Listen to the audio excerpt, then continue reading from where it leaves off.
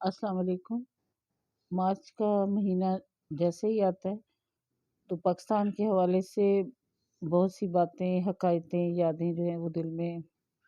دل و دماغ میں جو ہے وہ آ جاتی ہیں۔ ہم لوگ شاید وہ آخری نسل ہیں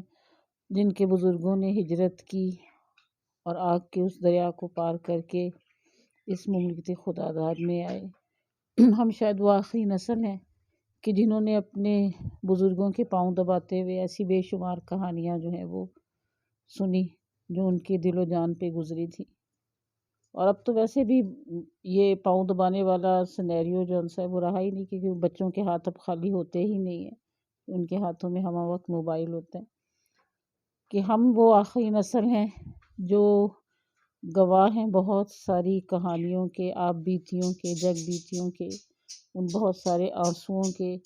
جو ہمارے بزرگوں نے ہم سے باتیں کرتے ہوئے بہائے، اور ان بہت ساری یادوں کے جو ان پہ بیتی اور وہ ہماری یادیں بن گئی۔ تو میری والدہ بتایا کرتی تھیں بہت ساری باتیں پارٹیشن کی اور اس ہجرت کی، اور اس میں کرالی کیمپ جو ہے وہ ایک بڑا مشہور و معروف کردار اور ایک بڑا ابتلاء کا مقام جو ہے وہ بنا، کیونکہ اس کی بہت ساری وجوہات تھیں تاریخی، اس کو میرا خیال اب چھوڑ دیتے ہیں۔ تو کرالی کیمپ کے بہت سارے دنوں کی ایک بات آج میں آپ سے شیئر کروں گی جو میری والدہ بتا رہی تھیں کہ کئی ہفتوں کے بعد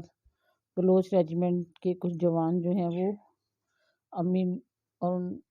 کرالی کیمپ کے جو مقیم تھے ان کو آٹا تقسیم جو ہے وہ کر کے گئے۔ اب بے سر و سامانی کا عالم یہ تھا کہ پاس کوئی برتن بھی نہیں تھا، کچھ بھی نہیں تھا، ایسے اسباب کہ آٹا گوندا کیسے جائے اور روٹی پکائی کیسے جائے۔ تو اس وطن عزیز کو جس سے بہت سے لوگ جو ہیں وہ کہہ دیتے ہیں کہ پتہ نہیں کیوں بنایا تھا، ہم شاید ہندوستان میں زیادہ خوش رہتے، کہ وہ لوگ جو قربانیاں دے کے آئے تھے ان کے ماتھے پہ کبھی پاکستان کے حوالے سے شکن بھی نہیں آتی تھی۔ تو بہت بڑی غور و خوض کے بعد ایک وہ کھیس جسے آپ کہیں، ایک کھیس جون سا ہے وہ جو ہے وہ تھا ان لوگوں کے پاس، تو اس کھیس کو جو ہے وہ کافی سارے اس کی تہیں کی گئیں، اور اس میں امی نے جو ہے وہ اس وقت ان کی عمر 12 برس تھی، تو امی نے آٹا جون سا ہے وہ اس کھیس کے اوپر رکھ کے آٹے کو اس کھیس میں گوندا، سخت سا ایک پتھر نما آٹا ظاہر ہے وہ گوندا گیا۔